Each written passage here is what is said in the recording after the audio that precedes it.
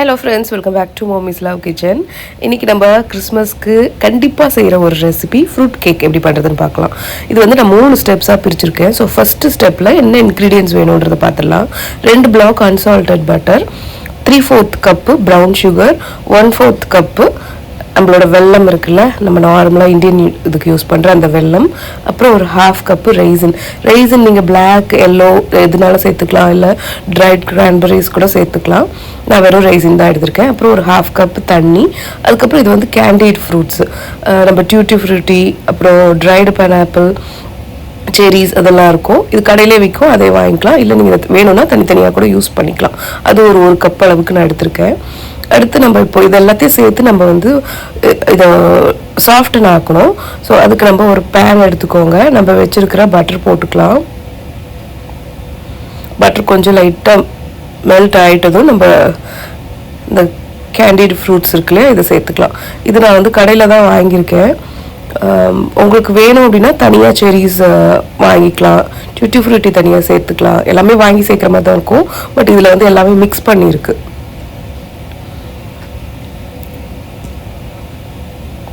அடுத்து ரெய்சின்ஸ் என்கிட்ட இந்த எல்லோ ரெய்சின் இருக்குது, அதை சேர்த்துக்கிறேன். உங்களுக்கு வந்து பிளாக் இருக்குது அப்படின்னா அதையும் சேர்த்துக்கோங்க.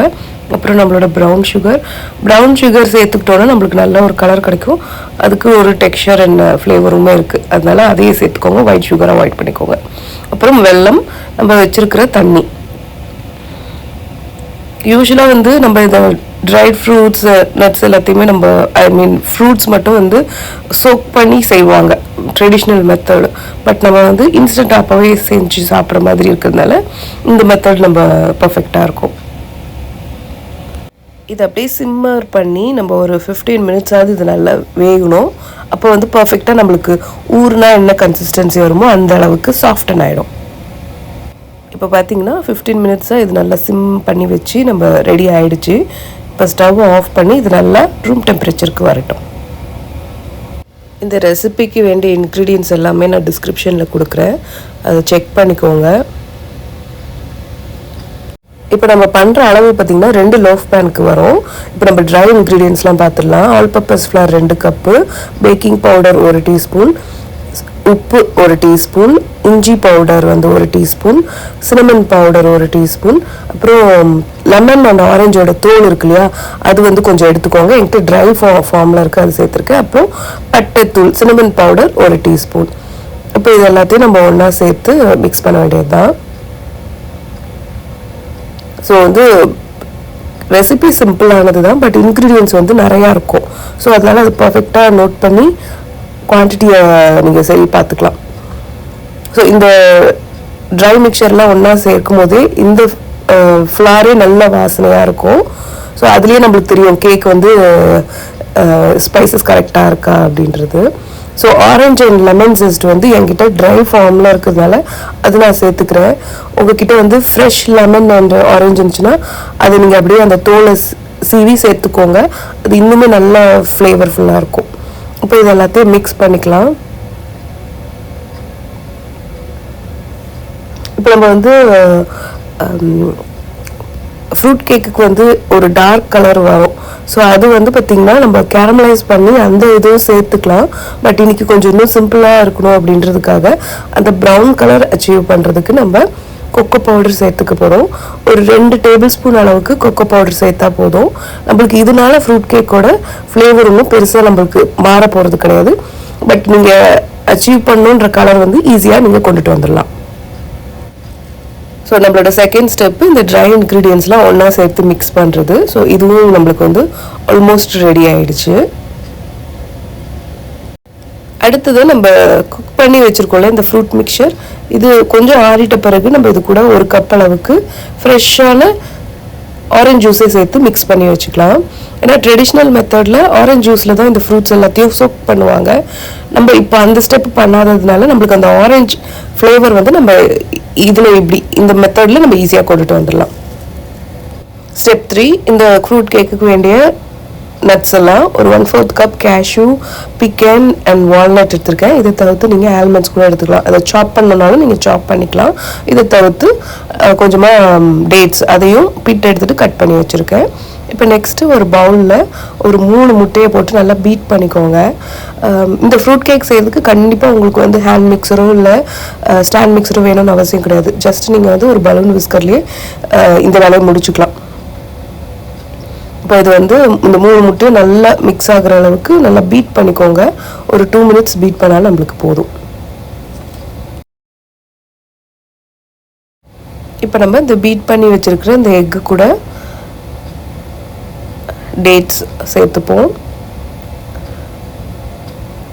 அதுக்கப்புறம் வால்நட், பீக்கன்ஸ்,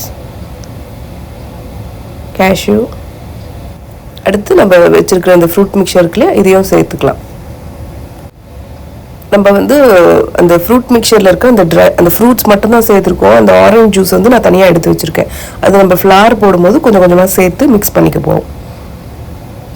ஸோ இவ்வளோ நம்ம ட்ரை ஃப்ரூட்ஸ் நட்ஸ் எல்லாம் போடுறதுனால இந்த ஃப்ரூட் கேக் கண்டிப்பாக டெக்ஸ்சரும் நல்லாயிருக்கும், டேஸ்ட்டுமே பர்ஃபெக்டாக தான் வரும்.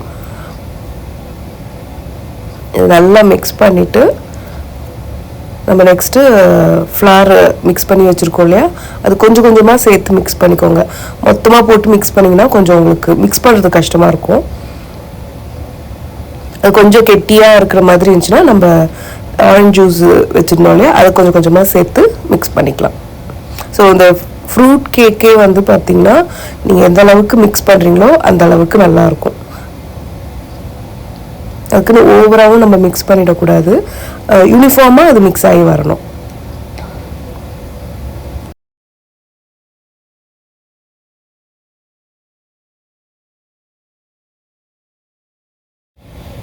இப்போ நம்மளோட அந்த ஃப்ரூட் கேக் பேட்டர் ரெடி ஆகிடுச்சு. இப்போ வந்து இதை ஒரு லோஃப் பேனில் தான் நம்ம பேக் பண்ண போகிறோம். ஸோ அதனால் ஒரு பட்டர் ஷீட் போட்டுக்கோங்க.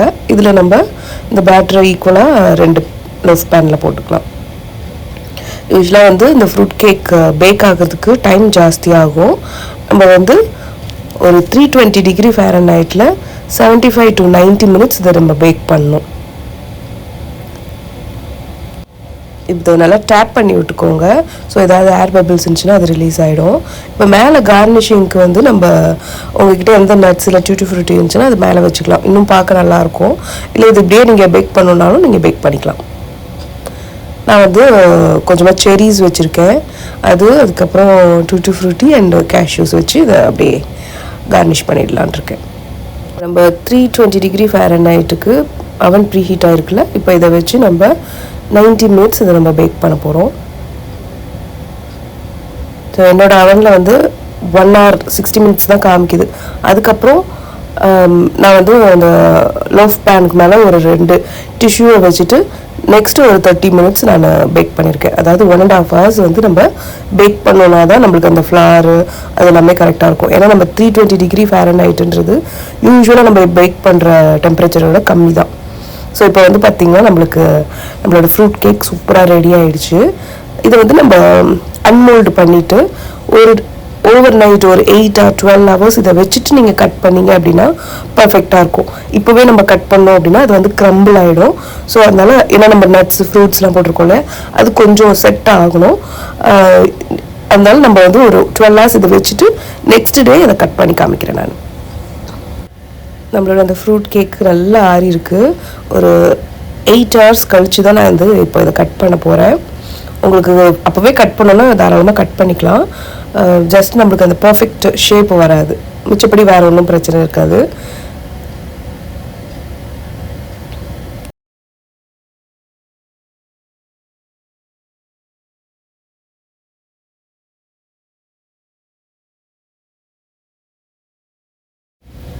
எல்லா பைட்லேயுமே உங்களுக்கு ஃப்ரூட் ஆர் நட் ஏதாவது ஒன்று வரும்.